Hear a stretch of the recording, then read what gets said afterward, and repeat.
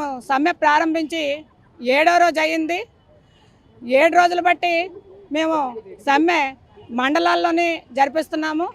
ఈరోజు ఆర్డీఓ గారికి మా సమస్యల మీద వినతిపత్రం ఇవ్వాలనేసని 5 ప్రాజెక్టుల నుంచి ఇక్కడికి వచ్చున్నాము. ఆర్డీఓ పరిధిలో ఉన్న 5 ప్రాజెక్టులు ఎస్కోట, వియ్యంపేట, భోగాపురం, విజయనగరం, గంచాడు ప్రాజెక్టు వల్ల అంగన్వాడీ వర్కర్లు, హెల్పర్లు, మినీ వర్కర్లు అందరం వచ్చున్నాము. మేము ఒకటే విన్నవించుకుంటున్నాం, కనీస వేతనం ఇవ్వండి, ఉద్యోగ భద్రత కల్పించండి అనేసని. సుప్రీంకోర్టు తీర్పు ఇచ్చింది గ్రాడ్యుటీ చెల్లించమని. అలాంటిది గ్రాడ్యుటీ కూడా చెల్లించడం లేదు.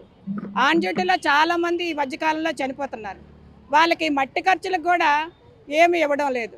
కనీస వేతనము లేక, ఉద్యోగ భద్రత లేక, రిటైర్మెంట్ బెనిఫిట్ లేకపోయినట్టయితే మేము అంగన్వాడీ వర్కర్లను ఏ విధంగా బతుకుతాం? 30-35 సంవత్సరాల నుంచి ఒకే సంస్థలో పనిచేస్తున్నాం, కానీ మాకు ఎటువంటి ఉద్యోగ భద్రత లేదు. ఈరోజు అంగన్వాడీ బళ్ళ తాళాలు పగలగొట్టించారు. అధికారులకు మేము ఒక్కటే చెప్తున్నాం, ఇది ఎక్కడ న్యాయం అండి సార్?